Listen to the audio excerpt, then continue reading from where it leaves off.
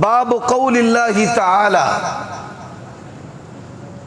یہ الفاظ لکھ کر امام بخاری رحمہ اللہ نے جہمیہ اور معتزلہ کا رد کیا ہے کہ جو کہتے ہیں کہ اللہ تبارک و تعالی کلام نہیں کرتا، اللہ تبارک و تعالی کا قول کلام کرنا یہ اہل سنہ والجماعہ کا عقیدہ ہے۔ اسی طرح وَنَزَعُ الْمَوَازِينَ الْقِسْطَ، بعض لوگوں نے، بعض کافروں نے، عرب کے اندر کئی پیدائشی کافر ہیں جو عربی زبان کے ماہر ہیں، لغت کے، ادب کے۔ یہ جو مدارس کے اندر لغت کی کتاب ہے نا المنجد، یہ بھی ایک عیسائی مؤلف ہے، اس کی مرتب کردہ ہے۔ اور یہ لوگ جو ہیں اتنے متحرک ہیں، بڑے سارے مصری علماء نے منجد کا رد لکھا ہے۔ رد لکھنے والی کتابیں مارکیٹ سے خرید کر غائب کروا دی جاتی، اور اس کتاب کو ترجمے کے ساتھ مختلف زبانوں میں دنیا کے اندر جو ہے وہ چھپوا کر تقسیم کیا گیا۔ اور اس کتاب کی بنیاد پر کئی علماء نے کتابوں کے ترجمے کیے، قرآن مجید کے ترجمے کیے، جس میں شدید ترجمے کی غلطیاں ہیں۔ تو القاموس الوحید یہ کتاب جو ہے علماء کو ترجمہ کے لیے، معنی کے لیے سمجھنی چاہیے۔ بعض لوگ جو ہیں وہ عربی کی خود سے غلطیاں نکالنا شروع کر دیتے ہیں۔ ساڑی پنجابی زبان دے وچ چند نے پانا پڑھی تے وقت نو پڑھی۔ ابھی چند دن قبل جامعہ محمدیہ جمعہ کے بعد سوال و جواب کی نشست ہو رہی تھی، تو ایک بندہ کہتا ہے جی مجھے فلاں بندے نے کہا ہے جامعہ محمدیہ والے کافر ہیں۔ وَنَعُوذُ بِاللَّهِ مِنْ ذَلِكَ، بھائی یہ کیوں کافر ہیں؟ نبی علیہ الصلوۃ والسلام، آپ کا نام تو محمد صلی اللہ علیہ وسلم ہے، تو انہوں نے یا اور تا محمدیہ جو کر دیا ہے یہ بگاڑ ہے، اور نبی علیہ السلام کا نام بگاڑنے سے بندہ کافر ہو جاتا ہے۔ اب اس جاہل کو اس بات کا پتہ نہیں کہ ادوات نسبت، یعنی نسبت کے لیے جو الفاظ اور حروف اہل لغت استعمال کرتے ہیں ان میں یا بھی ہے، ان میں لفظ ابو بھی ہے، اس کے اندر یہ یا اور تا یہ بھی نسبت کے لیے استعمال ہوتی ہے۔ الجامعۃ المحمدیہ کا معنی کیا ہے؟ بھائی محمدی تعلیمات والا کالج، رسول اللہ صلی اللہ علیہ وسلم والا، محمد رسول اللہ صلی اللہ علیہ وسلم والا ادارہ، کالج، یونیورسٹی، یہ اس کا معنی ہے۔ تو انہوں نے اعتراض کیا کیا ہے؟ اعتراض کیا جی القسط یہ مصدر ہے اور واحد ہے، اور جو موازین ہے یہ جمع ہے۔ میں آپ کے شیخ محترم سے پوچھ رہا تھا علمی درس دینا ہے یا عوامی، تو کہتے ہیں چل چند علمی باتیں بھی ہونی چاہیے کہ علماء کو فائدہ ہو۔ یہ بات یاد رکھیں، الموازین جو ہے یہ جمع ہے، میزان کی جمع ہے۔ میزان وازن یازن وعد یعرد، اور میزان اصل میں میوزان ہے، واو ما قبل کسرہ، واو کو یا سے بدلا میزان، اور یہ اس کی جمع ہے الموازین۔ الموازین جمع، القسط اس کی صفت ہے۔ مصدر کو جب صفت کے طور پہ لایا جاتا ہے تو موصوف واحد ہو پھر بھی وہ واحد رہے گا، تثنیہ پھر بھی القسطہ، جمع پھر بھی القسطہ، مذکر ہو پھر بھی القسطہ، اور مؤنث ہو پھر بھی القسطہ۔ یہ عربی زبان کا قاعدہ ہے، اس قاعدے سے کئی لوگ جو ہیں وہ ناواقف ہیں۔ آگے امام بخاری لکھتے ہیں وَأَنَّ أَعْمَالَ بَنِي آدَمَ وَقَوْلَهُمْ يُوزَنْ، آدم کی اولاد کے اعمال اور جو اقوال ہے ان کا وزن کیا جائے گا، ان کا وزن کیا جائے گا۔ اب معتزلہ نے بات ان کے دماغ کے اندر آئی نہیں، انہوں نے اعمال کے تولے جانے کا، اقوال کے تولے جانے کا انکار کر دیا۔ اب آپ دیکھیے جدید دور میں بجلی کا میٹر لگا ہوا ہے، بجلی بھی تول رہی ہے، گیس بھی تول رہی ہے، پیٹرول بھی تول رہا ہے، یہ جو ہماری کال ہے اور میسیجز ہیں، ڈیٹا ٹرانسفر ہوتا ہے، یہ بھی تل رہا ہے۔ اب کیا تلے گا؟ اس پر بات شروع ہو گئی کہ تلے گا کیا؟ رجسٹر تلیں گے، بندے تلیں گے، یا اعمال تلیں گے؟ یہ بات یاد رکھنا، حدیث بطاقہ ہے سنن نبی داؤد کے اندر، میزان میں پرچی رکھی جائے گی۔ حدیث کے اندر ہے 99 رجسٹر بائیں پلڑے میں ہوں گے میزان کے، تو رجسٹر جو ہیں کھاتے، ان کو بھی تولا جائے گا قیامت والے دن، اور اس کے ساتھ اقوال کو بھی، اعمال کو بھی رجسٹروں کے بغیر تولا جائے گا۔ ہمارے ہاں جیسے یہ بات مشہور ہے نا، بھائی فلاں نے بڑی وزنی بات کی ہے، بلکہ ایک حدیث اور بھی آتی ہے، نبی علیہ الصلوۃ والسلام فرماتے ہیں مجھے ایک پلڑے میں ڈالا گیا، پھر 10 بندے ڈالے گئے، میں 10 پہ بھاری، 100 ڈالا گیا 100 پہ بھاری، 1000 ڈالا گیا 1000 پہ بھاری۔ اب کیفیت کو جاننے کے شوق میں کئی لوگ جو ہیں وہ انکار کر دیتے ہیں، عذاب قبر حق ہے، زمینی گڑھے میں ہوتا ہے، یہ ہمارا ایمان ہے۔ اچھا جی کیسے ہوتا ہے؟ کیسے ہوتا کہ سوال سے عذاب قبر کا انکار کر دیا؟ اللہ عرش پر مستوی ہے، نص ہے، الرحمن علی العرش استوی، کیفیت کی وجہ سے اس کا انکار کر دیا۔ دائیں کیا ہے، بائیں کیا ہے، عرش بڑا ہے چھوٹا ہے، بڑی عقلی مضحکہ خیز باتیں جو ہیں وہ لوگ پیدا کرتے ہیں۔ مثال، ایک بہت بڑے مناظر ہیں، وہ کہنے لگے جی اللہ تبارک و تعالی، اللہ اکبر، اللہ سب سے بڑا ہے، تو اگر عرش پر اللہ کو مانیں گے تو پھر یہ ماننا پڑے گا کہ عرش بڑا ہے اور اللہ چھوٹا ہے۔ نعوذ باللہ من ذالک۔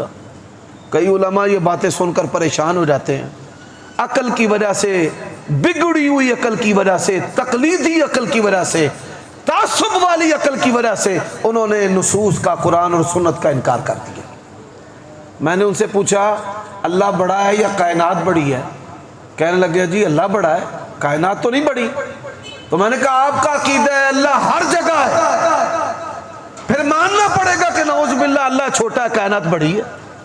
جو اعتراض آپ ہم پر قائم کر رہے ہیں، وہی اعتراض آپ پر بھی قائم ہوتا ہے۔ اور اہل سنہ والجماعہ، ائمہ محدثین اہل حدیث نے کیا لکھا ہے؟ ہمارا ایمان ہے اللہ عرش پر مستوی ہے جس طرح اس کی شان کے لائق ہے، اور کیفیت کی باس میں ہم نہیں پڑیں گے۔ اس طرح دوسری حدیث ہے ان اثقل شیء فی المیزان حسن الخلق۔ اب حسن خلق یہ اقوال بھی ہیں، اعمال بھی ہیں، تو عمل کا تلنا بھی حدیث سے ثابت ہے، قول کا تلنا بھی حدیث سے ثابت ہے، اور رجسٹر کا تلنا بھی حدیث سے ثابت ہے، اور بندے کا تلنا بھی حدیث سے ثابت ہے۔ وہ تولنے والا قیامت کے دن خود فیصلہ کر لے گا کہ اس کو کس کے ساتھ اور کیسے تولنا ہے۔ تولنے کی باس میں نصوص قطعیہ کا انکار کرنا یہ جہمیہ کا اور معتزلہ کا طریقہ رہا ہے۔ اب یہ جو لفظ ہے نا القسط، اس پر بات جو ہے وہ شروع ہو گئی۔ وقال مجاہد القسطاس العدل بالرومیہ، یہ قسط جو ہے یہ کیا ہے؟ یہ بات یاد رکھیں، قسط یقسط، قسطن اس کا معنی ہوتا ہے انصاف کرنا، اور قسطن اس کا معنی ہوتا ہے نا انصافی کرنا۔ علماء جانتے ہیں کہ بعض الفاظ لغت ازداد میں سے ہوتے ہیں کہ ایک معنی ان کا درست اور دوسرا جو اس کا الٹ معنی ہے وہ بھی اس کے اندر پایا جاتا ہے۔ جیسے زلہ ہے، اس کا معنی گمراہ بھی ہوتا ہے اور زلہ کا معنی متلاشی بھی ہوتا ہے۔ زلہ کا معنی گمراہ ہونا بھی ہوتا ہے اور زلہ کا معنی ہدایت حاصل کرنے والا بھی ہوتا ہے۔ یہ بات یاد رکھنا، یہ میں نے بڑی موٹی سی مثال دی ہے، علماء کو اس بات کی سمجھ آ جائے گی۔ امام بخاری رحمہ اللہ نے بڑی کمال بات کی ہے، وہ فرماتے ہیں القسط مصدر المقسط۔ اب یہاں پر بھی کئی لوگوں کے اندر عربیت دانی جو ہے اس نے انگڑائیاں لینی شروع کر دی کہ امام بخاری کی عربی کی غلطیاں نکال رہے ہیں۔ جی دیکھو جی امام بخاری کہتے ہیں کہ جو قسط ہے یہ مقسط اس سے مصدر ہے، اقسط یقسط اقساط مصدر ہے، اقساط مصدر ہے، قسط جو ہے یہ باب افعال کا تو مصدر نہیں ہے۔ حالانکہ معمولی جو صرف کا طالب علم ہے وہ یہ بات جانتا ہے کہ مزید فی اس کے جو ابواب ہوتے ہیں اصل جو ان کا مادہ ہے وہ تو مجرد ہے۔ مثال باب اکرام ہے، اکرم یکرم اکرام، اور جو اس کا مجرد مادہ ہے وہ کیا ہے؟ کاف، را اور میم۔ امام بخاری رحمہ اللہ نے یہاں پر المقسط کا لفظ کیوں استعمال کیا ہے؟ قرآن مجید میں اما القاسطون، قاسطون جو ہیں حجاج بن یوسف جو ہیں، دربار میں علماء وزراء سب تھے، تو پوچھا گیا کہ حجاج بن یوسف کے بارے میں آپ کا کیا خیال ہے؟ تو ایک حق گو عالم دین انہوں نے کہا هو القاسط، یہ قاسط ہے۔ قاسط کا معنی، اب یہ قسط ہو تو اس کا معنی انصاف کرنے والا۔ اس نے کہا وہ بڑا دنا آدمی تھا، آپ کو پتہ ہے حجاج بنیادی طور پہ قاری تھا، حاکم تو بعد میں بنا ہے، پہلے وہ طائف کے اندر قرآن پڑھاتا تھا، حفظ کراتا تھا، قرات درست کرواتا تھا، قرآن مجید کا بڑا ماہر تھا۔ تو وہ فوراً سمجھ گیا، اس نے کہا یہ نہ سمجھنا کہ اس نے مجھے عادل کہا ہے بلکہ اس نے مجھے ظالم کہا ہے۔ حافظ بیٹھے ہوئے ہیں، قرآن مجید میں اما القاسطون فکانوا لجہنم حطبا، تو امام بخاری رحمہ اللہ نے اس لفظ کے معنی کا تعین کیا ہے، مقسط ان المقسطین۔ اب حدیث کے اندر آتا ہے مقسط جو ہیں قیامت والے دن وہ نور کے ممبروں پر ہوں گے، تو امام بخاری رحمہ اللہ نے اس کا جو معنی ہے اس کا تعین کیا ہے، وَهُوَ الْعَادِلُ وَأَمَّا الْقَاسِطُ، یعنی قسط، یہ قاسط ہو تو اس کا معنی ظالم جائر ہے، اور مقسط جو ہے اس کا معنی عادل ہے۔ یہ تو کچھ علمی باتیں تھیں جو میں نے آپ کے سامنے رکھی ہیں، ہر لفظ پہ بات ہے، اس کی ترکیب پہ بحث ہے بڑی لمبی چوڑی، اس کی سند پہ بڑی گفتگو ہے۔ تو میں اس علمی مجلس کو انشاءاللہ پھر کسی موقع پر اللہ تعالیٰ نے توفیق دی تو یہ باتیں علماء کے درمیان ہوں گی۔ بڑے سارے شیوخ الحدیث جو ہیں وہ یہ باتیں کرتے ہیں آخری حدیث کے درس کے وقت۔ اب آئیے کہ میں کچھ باتیں صحیح بخاری کے حوالے سے وہ کرنا چاہتا ہوں، پھر انشاءاللہ اللہ تعالیٰ کی توفیق سے اس حدیث پر بھی بات ہوگی۔ حدیث کی ہم تلاوت کرتے ہیں، حدثنی احمد بن اشقاب، یہ اشقاب کو بعض علماء نے غیر منصرف اشقابہ پڑھا ہے، اور بعض نے اس کو منصرف کہ کہیں نہ کہیں سے انہوں نے لغت عرب میں سے اس کی جو اصل ہے وہ ڈھونڈ لی ہے۔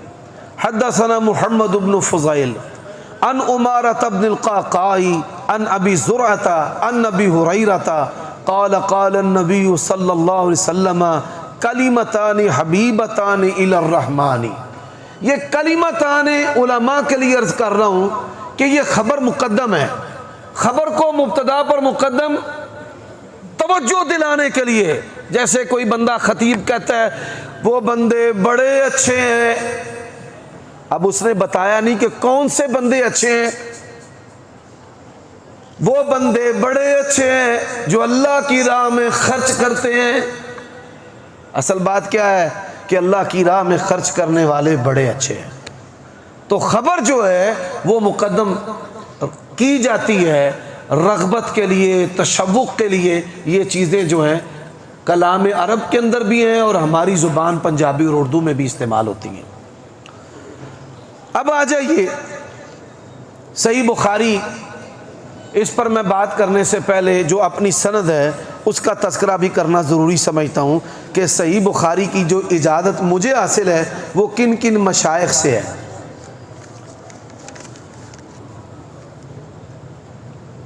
عن عمارۃ بن القعقاع عن ابی زرعۃ عن ابی ہریرہ قال قال النبی صلی اللہ علیہ وسلم کلمتان حبیبتان الی الرحمن خفیفتان علی اللسان، یہ صفت ہے، اور ثقیلتان فی المیزان، یہ بھی صفت ہے، اور سبحان اللہ و بحمدہ سبحان اللہ العظیم، یہ مبتدا مؤخر ہے۔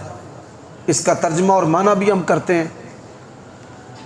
مجھے صحیح بخاری کی سند اجازت حاصل ہے اپنے شیخ الحافظ المحدث الفقیہ ابو عبداللہ حافظ عبد المنان نور پوری رحمہ اللہ سے، اور ان کے ساتھ ساتھ مجھے صحیح بخاری کی سند اجازت حاصل ہے الشیخ الفاضل المحدث الفقیہ صاحب البیان والتحریر محمد رفیق الاثری جلال پوری رحمہ اللہ رحمہم اللہ تبارک و تعالی، اور ان سے آگے سند جو ہے وہ متداول بھی ہے، مطبوع بھی ہے، اور سوشل میڈیا اور انٹرنیٹ پر موجود بھی ہے۔ اب امام بخاری رحمہ اللہ، ان کے استاد ہیں احمد بن اشکاب، ان سے یہ حدیث انہوں نے سنی ہے۔ حدثنی ہو تو استاد بیان کرنے والا اور اکیلا شاگرد جو ہے وہ سننے والا، اب اگر حدثہ نہ ہو تو مجلس حدیث کے اندر استاد نے بیان کی، اور کئی تلامذہ اس حدیث کو سننے والے تھے۔ ان کے استاد حدثنا کے ساتھ بیان کرتے ہیں کہ محمد بن فضیل رحمہ اللہ تبارک و تعالی نے مجلس حدیث کے اندر اس کو بیان کیا اور انہوں نے سنا، اور انہوں نے جب بیان کیا تو امام بخاری رحمہ اللہ اس وقت ان سے سننے والے تھے، اس لیے امام بخاری رحمہ اللہ نے حدثنی کے الفاظ بیان کیے۔ یہ بھی محدثین کی احتیاط ہے کہ اکیلے ہیں تو حدثنی، اور اگر مجلس ہے تو حدثنا۔ حضرات اب آ جائیے کہ صحیح بخاری کی حیثیت کیا ہے۔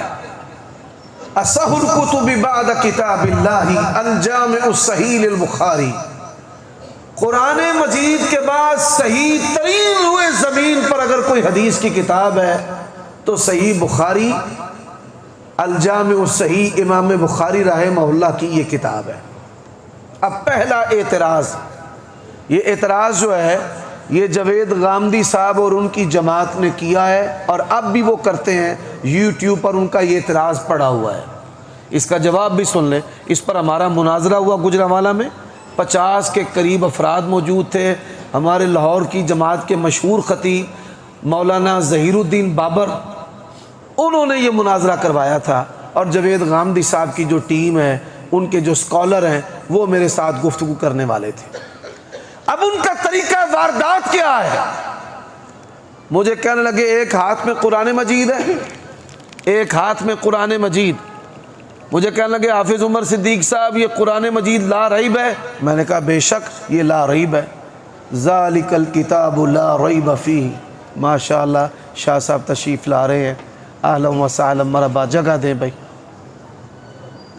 اللہ تعالیٰ ان کی زندگی میں، صحت میں، عافیت میں برکت عطا فرمائے۔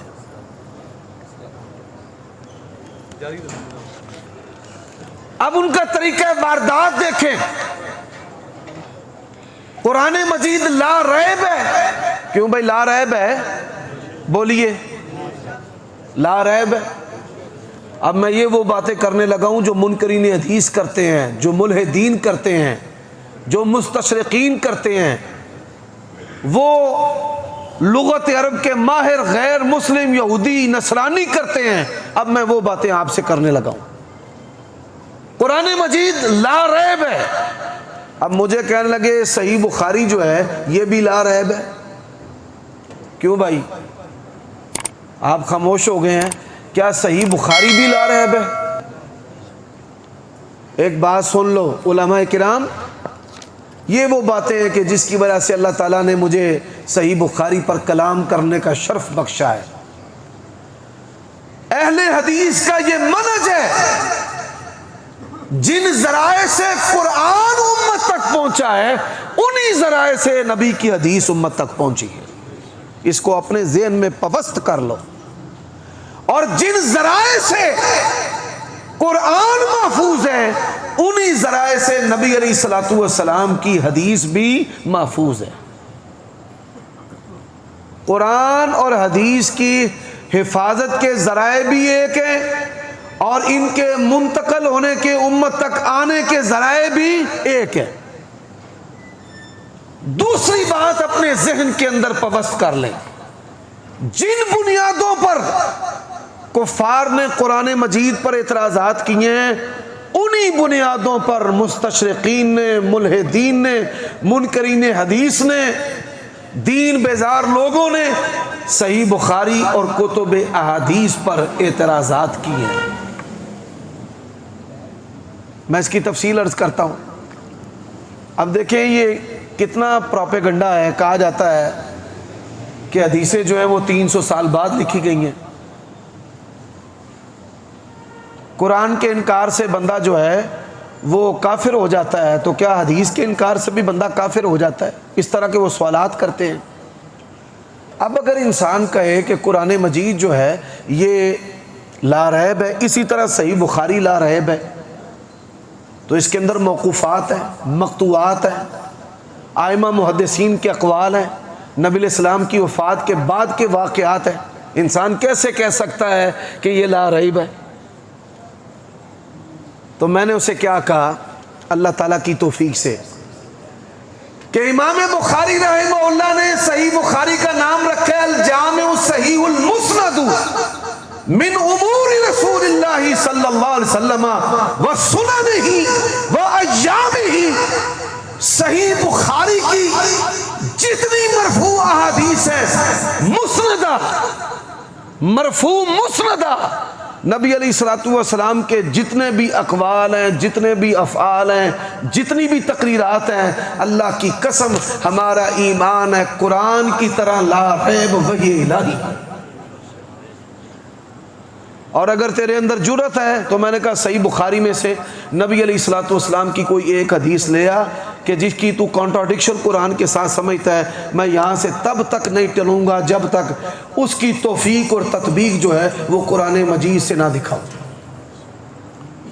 لاہور ہائی کورٹ میں جسٹس خواجہ شریف، یہ چیف کورٹ تھے، تب چیف تھے ہائی کورٹ کے، قاری عبد المتین اصغر صاحب، مولانا ارشد صاحب بیگم کوٹی، یہ لاہور کی جماعت کے بزرگ، میں نام لے رہا ہوں، یہ میرے ساتھ جاتے تھے. اور جسٹس خواجہ شریف کے ساتھ صحیح بخاری کے دفاع پر میری ڈبیٹ ہوتی تھی. اور میں نے ان سے کہا تھا، آج بھی کہتا ہوں، نکتے کی بات ہے، روئے زمین پر صحیح بخاری پر جتنے بھی اعتراضات کرنے والے ہیں، روئے زمین پر جتنے بھی اعتراضات کرنے والے ہیں، صحیح بخاری کی کسی حدیث پر کوئی اعتراض، حقیقت میں وہ قرآن مجید پر اعتراض ہے. جتنے بھی قرآن مجید پر اعتراضات کے انداز ہے وہی انداز صحیح بخاری پر. اور صحیح بخاری کی جن احادیث پر منکرین حدیث نے اور ملحدین نے، حدیث کے مخالفین نے حملے کیے ہیں، کوئی ایک مقام بھی ایسا نہیں ہے کہ جس کی تائید اللہ تعالیٰ کے قرآن میں موجود نہ ہو. ایک مقام بھی ایسا نہیں ہے. یہ وہ توفیق ہے اللہ تعالیٰ کی فضل سے. میرا چیلنج ہے، 10 سال پہلے کا ہے، 15 سال پہلے کا ہے، کئی زبانوں میں ہے کہ صحیح بخاری پر، صحیح بخاری کے متن پر، رسول اللہ صلی اللہ علیہ وسلم کی کسی حدیث پر کوئی اعتراض ہے، ہم ہو بہو وہی چیز آپ کو قرآن مجید سے دکھائیں گے، ہو بہو. اب میں چند مثالیں آپ کے سامنے رکھنے لگا ہوں. ان مثالوں کو رکھنے سے پہلے جہاں سے میں نے درس شروع کیا تھا، وَآخَرِينَ مِنْهُمْ لَمَّا يَلْحَقُوا بِهِمْ وَهُوَ الْعَزِيزُ الْحَكِيمُ. صحیح بخاری میں حدیث ہے، یہ سورۃ جمعہ جو ہے جب نازل ہوئی تو حضرت ابو ہریرہ رضی اللہ تعالیٰ عنہ نے پوچھا، وَآخَرِينَ مِنْهُمْ لَمَّا يَلْحَقُوا بِهِمْ وَهُوَ الْعَزِيزُ الْحَكِيمُ.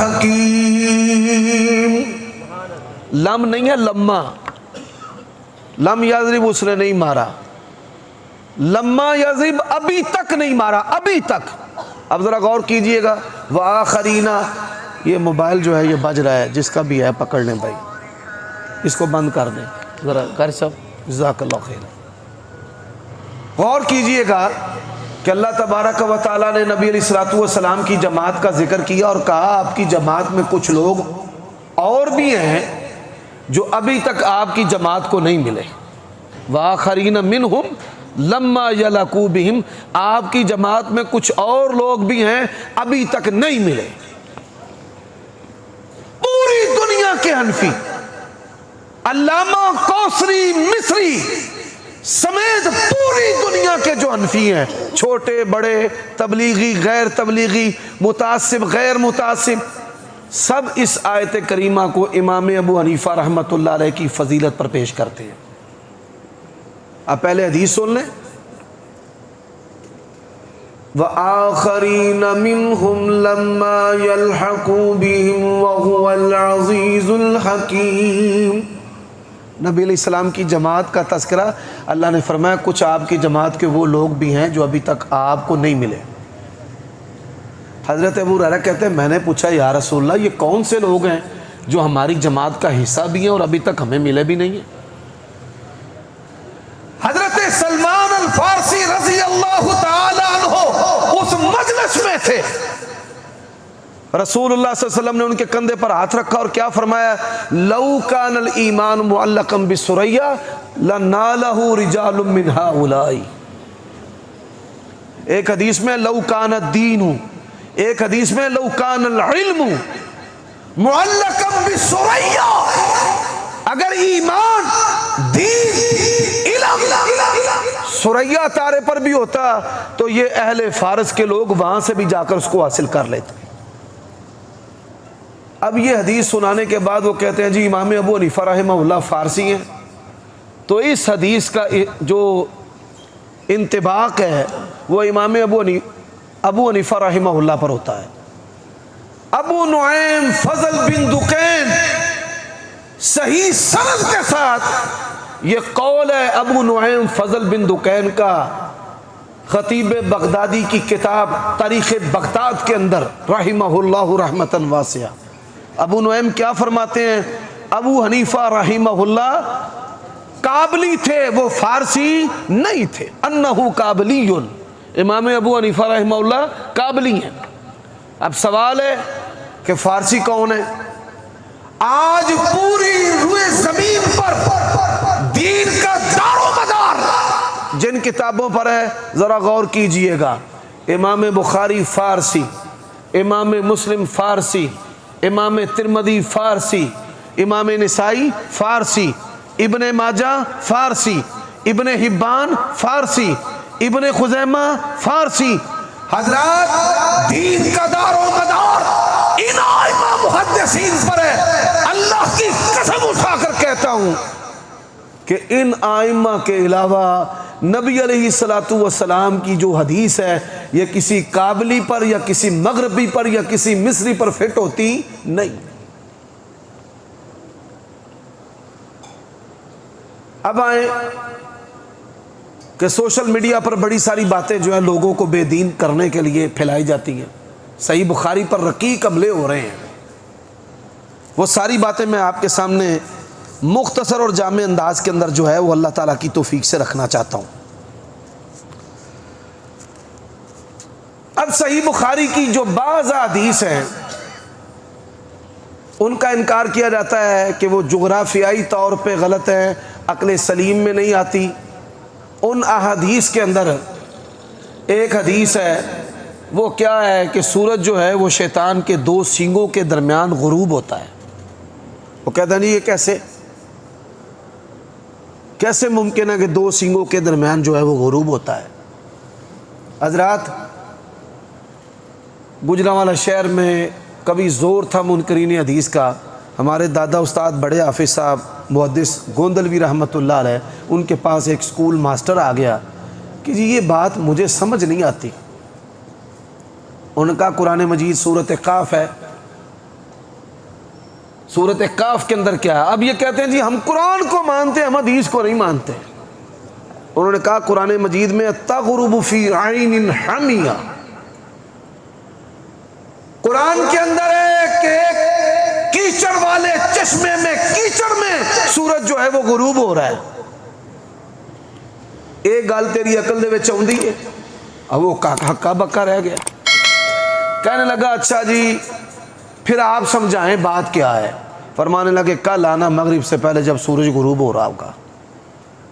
اس کو مدرسے کی چھت پر لے گئے، کہتے ہیں اپنی انگلیوں کا وی بنا لے، وی بنا لیا، کہتے ہیں اس وی میں سے سورج کو دیکھنا شروع کر دے۔ اس نے دیکھنا شروع کر دیا۔ دیکھ رہے ہو جی؟ دیکھ رہا ہوں۔ کیا ہو رہا ہے؟ سورج غروب ہو رہا ہے۔ کہتے ہیں بات سمجھ آئی ہے؟ تیری دو انگلیوں کے درمیان سورج غروب ہو رہا ہے۔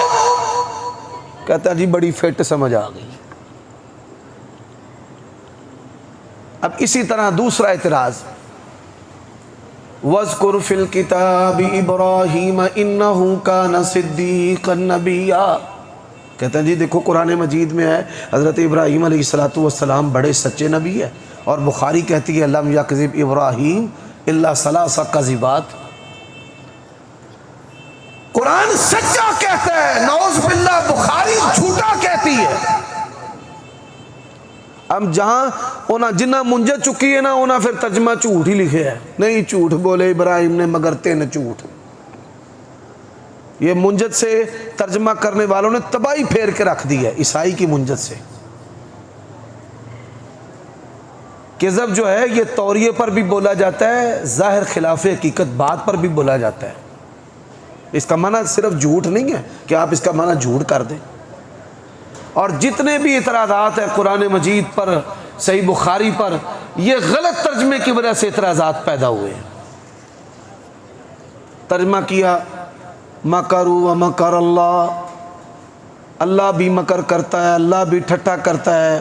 انہوں نے لسان کو، تاج کو پڑھا ہی نہیں ہے کہ مکر جو ہے وہ جب پروردگار کے لیے بولا جائے تو پھر اس کا کیا معنی ہوگا۔ یعنی یہ بڑی ساری ایسی مثالیں ہیں۔ میں کسی پر کوئی تہمت نہیں لگانا چاہتا، اس کی نیت پر شک نہیں کرنا چاہتا، نہ پرانے بزرگوں میں سے کسی کے خلاف کوئی میرا چڑھ دوڑنے کا ارادہ ہے۔ بات کرنے کا مقصد ہے فصاحت اور بلاغت، جس کو ادب عربی کہا جاتا ہے۔ جن لوگوں نے مقامات کو پڑھا ہے، دیوان حماسہ کو پڑھا ہے، متنبی کو پڑھا ہے، وہ یہ بات جانتے ہیں کہ ایک لفظ جو ہے اس کا معنی عین، یہ لفظ عین ہے، اس کا معنی آنکھ بھی ہے، گڑا بھی ہے، چشمہ بھی ہے، سونا بھی ہے، گھٹنا بھی ہے، ایک ہی لفظ ہے جی، جاسوس کو بھی کہتے ہیں۔ تو ترجمہ کرنے کے لیے ادب عرب سے، فصاحت سے، بلاغت سے، لغت ازداد سے، صلہ سے بخوبی واقف ہونا چاہیے، پھر جو ہے وہ ترجمہ کرنے کے لیے قلم اٹھائے۔ اب ایک تو ترجمے کے حوالے سے میں نے تبصرہ کیا ہے، اب آئیے یہ تینوں باتیں جو ہیں قرآن مجید کے اندر موجود ہیں، تینوں باتیں جو صحیح بخاری میں ہیں۔ پہلی بات حدیث کے اندر ہے کہ بت انہوں نے خود کاٹے اور کہا کہ بڑے نے کاٹے ہیں، بل فعل کبیرہم ھذا فاسألوا ان کانوا ینطقون، یہ قرآن میں ہے۔ حضرات میں نے یہ بات عرض کی تھی، صحیح بخاری پر جو بھی اعتراض ہے انہی لفظوں کے ساتھ قرآن مجید کے اندر تائید موجود ہے، انہی لفظوں کے ساتھ۔ سید عائشہ رضی اللہ تعالی عنہا کے ساتھ جو نکاح ہے نا، کئی لوگ جو ہیں اس کو متنفر کرنے کے لیے بڑا پیش کرتے ہیں، جب چاہتے ہیں اس موضوع کو اٹھا دیتے ہیں، اور لوگ جو ہیں وہ کانوں کو ہاتھ لگانا شروع کر دیتے ہیں، اور کئی جو ہیں وہ مسئلے کہتے ہیں نہیں چپ کرو جی، چھڈو جی۔ حالانکہ یہی بات قرآن کے متن کے اندر موجود ہے، واللہ لم یحزنا، قرآن مجید سورۃ طلاق کی آیت نمبر 4 جو ہے، آپ اس کا مطالعہ کریں، میں اشارتاً یہ بات کرنا چاہتا ہوں۔ دوسری بات صحیح بخاری میں کیا ہے کہ انہوں نے ستاروں کی طرف دیکھا اور کہا میں بیمار ہوں، فَنَظَرَ نَظْرَةً فِي النُّجُومِ فَقَالَ إِنِّي سَقِيمٌ، قرآن کے اندر موجود ہے۔ تیسری بات ہے کہ بیوی کو بہن کا انما المؤمنون اخوہ فاصلحوا بین اخویکم، قرآن مجید کے اندر موجود ہے۔ حضرات بڑی آسان سی بات ہے، کئی لوگ کہتے ہیں جڑی حدیث قرآن دے خلاف ہوئے نا اسی نہیں مانتے۔ میں نے ایک بندے سے کہا یہ بات لکھ دو کہ جو حدیث قرآن کے خلاف ہے میں نہیں مانتا، لکھ دیا، سین کر دیے۔ میں نے کہا جی میں آپ کو نبی رسول نہیں مانتا۔ کہتا کیا مطلب؟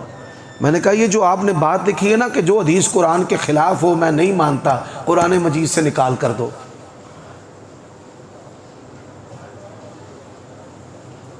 کبھی ایسے دیکھے، کبھی ایسے دیکھے، کبھی ایسے دیکھے، نکالو قرآن سے۔ نبی علیہ السلام کی کوئی حدیث جو محدثین کی شرائط پر صحیح ہے، حسن ہے، وہ قرآن مجید کے خلاف نہیں۔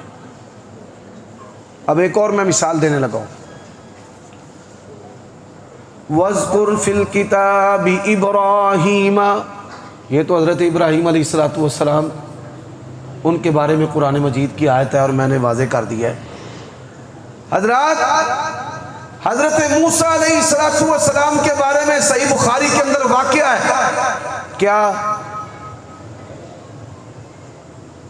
کہ ان کی قوم ان کے جسم پر عیب لگاتی تھی تو وہ نہا رہے تھے، پتھر جو ہے وہ ان کے کپڑے لے کر دوڑ پڑا۔ حضرت موسیٰ پیچھے دوڑے، لوگوں نے دیکھ لیا کہ ان میں ایسا کوئی مرض نہیں ہے، تو وہ کیا تبصرہ کرتے ہیں کہ قرآن کہتا ہے وَكَانَ عِندَ اللَّهِ وَجِيهًا۔ بھئی خاموشی اختیار کریں۔ وہ کہتے ہیں کہ قرآن مجید کہتا ہے یا ایھا الذین آمنوا لا تکونوا کالذین آذوا موسیٰ فبرأہ اللہ مما قالوا وکان عند اللہ وجیہا۔ وہ تو بڑے معزز ہیں، قرآن مجید حضرت موسیٰ کی عزت بیان کرتا ہے اور بخاری جو ہے ان کو ننگا کرتی ہے۔ توبہ توبہ جی، توبہ توبہ، ویکھو جی بخاری نبیاں دے نال کی بھی کر دی ہے۔ اب یہ دیکھیے یہی بات قرآن مجید کے اندر موجود ہے، فَاتَّفِقَا يَخْصِفَانِ عَلَيْهِمَا مِنْ وَرَقِ الْجَنَّةِ۔ آدم بھی ننگے، حضرت حوا بھی۔ کوئی کسی کے اندر جرت ہے؟ لوگوں نے جوتے مار مار کر ان کا منہ جو ہے وہ بینگن کی طرح کر دینا۔ کوئی مقام صحیح بخاری کا۔ اب دیکھیے ایک اور مثال دیتا ہوں۔ کہتے ہیں جی حدیث سائنس کے خلاف ہے، حدیث سائنس کے خلاف ہے، میڈیکل سائنس کے خلاف ہے، ہم نہیں مانتے۔ کون سی حدیث ہے؟ صحیح بخاری میں ہے، نبی علیہ السلام نے فرمایا اذا وقص ذباب فی شراب احدکم فلیغمسہ۔ اگر تم میں سے کسی کی پینے والی چیز میں، چائے میں، مشروب میں، شربت میں، پانی میں مکھی گر جائے، ڈبو، پھینک دو، پھر پی جاؤ۔ ایک پر میں وبا ہے اور دوسرے پر میں شفا ہے۔ غلام محمد پرویز نے بھی بڑا تان کیا تھا، ملا نے اسلام کو مکھی چوس بنا دیا۔ اب اللہ کی شان دیکھے، ایک کتاب ہے پاکستان میں مطبوع ہے اردو کے اندر، آپ جہاں سے چاہیں آسانی سے خرید سکتے ہیں، انٹرنیٹ پر بھی پڑھی ہے۔ کتاب کا نام ہے ہم مسلمان کیوں ہوئے۔ امریکہ کے 5 بڑے سائنسدان، ملحد سائنسدان، ملحد، وہ ملحد سائنسدان مسلمان ہو گئے، کیوں ہوئے؟ کہتے ہیں ہم نے تحقیق شروع کی اسلام پر تان کرنے کے لیے، لیکن ہم یہ دیکھ کر ششدر اور حیران رہ گئے کہ واقعتاً مکھی جس پر گرتی ہے اس میں وبا ہے اور دوسرے پر میں 10 گنا طاقت کے ساتھ اس وبا کو ختم کرنے کے اثرات ہیں۔ کس نے عرب کے اس جزیرے میں یہ بات رسول اللہ صلی اللہ علیہ وسلم کو بتائی ہے؟ بلکہ ساتھ وہ کیا لکھتے ہیں قرآن مجید میں وَإِن يَسْلُبْهُمُ الذُّبَابُ لَا يَسْتَنْقِذُوهُ ضَعْفَ الطَّالِبُ وَالْمَطْلُوبُ۔ مکھی اگر ان سے کھانے کا ذرہ لے جائے، سارے مل کر بھی مکھی سے کھانے کا ذرہ واپس نہیں لے سکتے۔ انہوں نے تحقیق شروع کر دی، کیوں نہیں لے سکتے؟ ہم لیں گے۔ اللہ کی شان ہے، انہوں نے لکھا کہ جب مکھی کسی ذرے کو پکڑتی ہے فوراً नैनो सेकंड्स में उसके ऊपर अपना लुआब डाल के उसको मेल्ट करके निकल जाती है, वो डी शेप हो जाता है, दुनिया की कोई ताकत उससे वो जर्रा ले ही नहीं सकती। तो मेरे भाइयों, तारीख की बुनियाद पे सही बुखारी का इनकार करना, अब ये देखिए जो तारीख की बात करते हैं, दुनिया की सारी तारीख जो है वो मुत्तफिक है, यहूदी भी ईसाई भी कहते हैं हजरत ईसा अलैहिस्सलाम को सूली दी गई।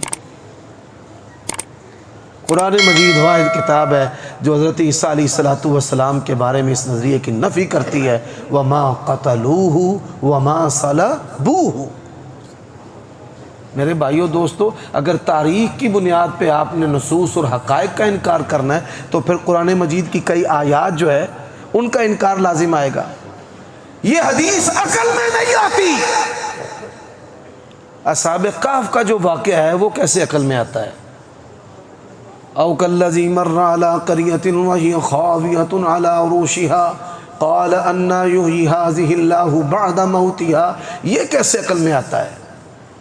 तो कुरान मजीद के बाद सही तरीन किताब नबी अलैहिस्सलातु वस्सलाम की सीरत की, सुन्नत की, हदीस की सही बुखारी है।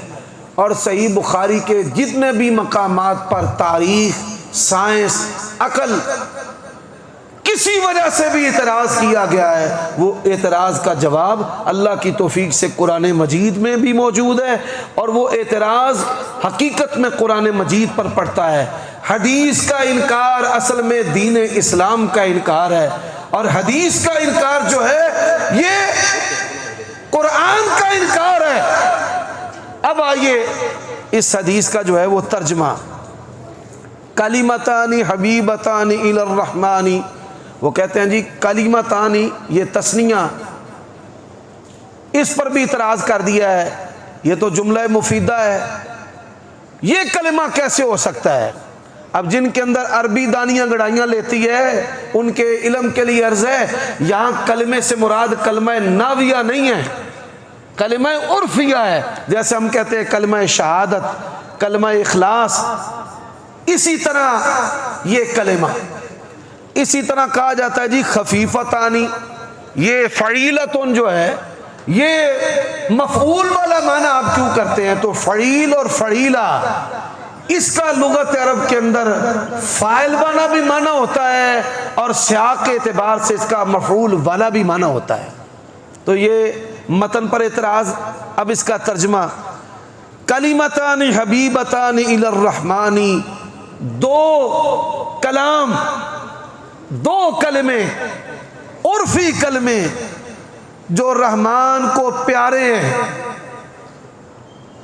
खफीफतान अलल लिसानी जुबान पर हल्के हैं, सकीलतान फिल मीज़ानी मीज़ान में भारी हैं, और मीज़ान के बारे में भी बात हो चुकी है।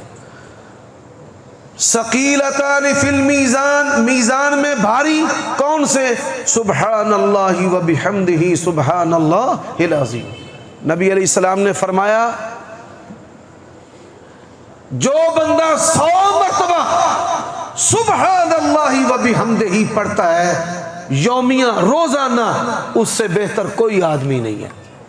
एक बंदा बेहतर है जो ये कलिमा ज्यादा मरतबा पढ़ता है। हमारे असलाफ जाकिर शागिल थे, कसरत से अल्लाह का जिक्र करने वाले थे, और ये चीज़ जो है ये असबियत की वजह से और कई जुर्मों की वजह से हमारे अंदर से रफ्ता रफ्ता उड़ती चली जा रही है कि जिक्र करने वाले इंतहाई थोड़े हैं। हालांकि अल्लाह तबारक व तआला ने अपने पसंदीदा बंदों का जिक्र किया है, तो क्या कहा है? वज़्ज़ाकिरीन अल्लाह कसीरा वज़्ज़ाकिरात। सही सनद के साथ आप ये हदीस सुनकर हैरान हो जाएंगे। हज़रत अबू हुरैरा रज़ी अल्लाह तआला अन्हु इस हदीस के जो रावी हैं 12,000 मरतबा रोज़ाना पढ़ते थे सुबहानल्लाहि व बिहम्दिही सुबहानल्लाहिल अज़ीम। और अल्लाह तबारक व तआला का हुक्म भी है, या अय्युहल्लज़ीना आमनुज़्कुरुल्लाह ज़िक्रन कसीरा वसब्बिहूहु बुक्रतन व असीला। मेरे भाइयों, अल्लाह तबारक व तआला की जो सिफात है दो तरह की, एक है जो صفات وجودیہ ہیں، یعنی اللہ تبارک و تعالیٰ کے لیے کسی صفت کو ثابت کرنا اور ماننا، سنتا ہے، قادر ہے، دیکھتا ہے۔ اور ایک ہے صفات سلبیہ، یہ بات یاد رکھو، کئی لوگ بخاری صاحب کا خطبہ یاد کر لیتے ہیں، لا ند لہ ولا ضد لہ ولا مثل لہ ولا مثال لہ۔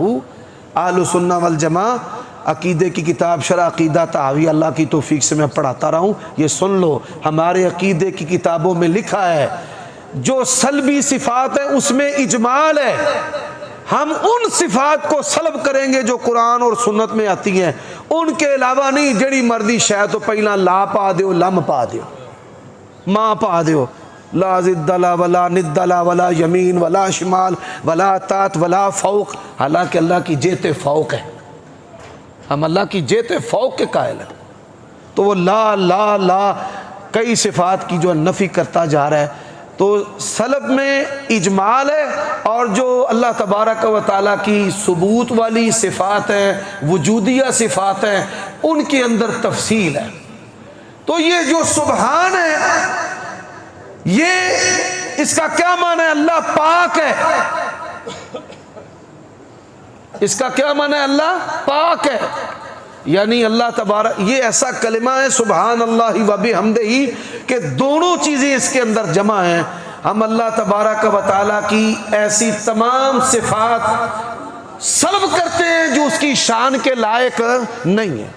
اولاد سے پاک ہے، بیوی سے پاک ہے، کسی کے غالب آنے سے پاک ہے، شریک سے پاک ہے، مشیر سے پاک ہے۔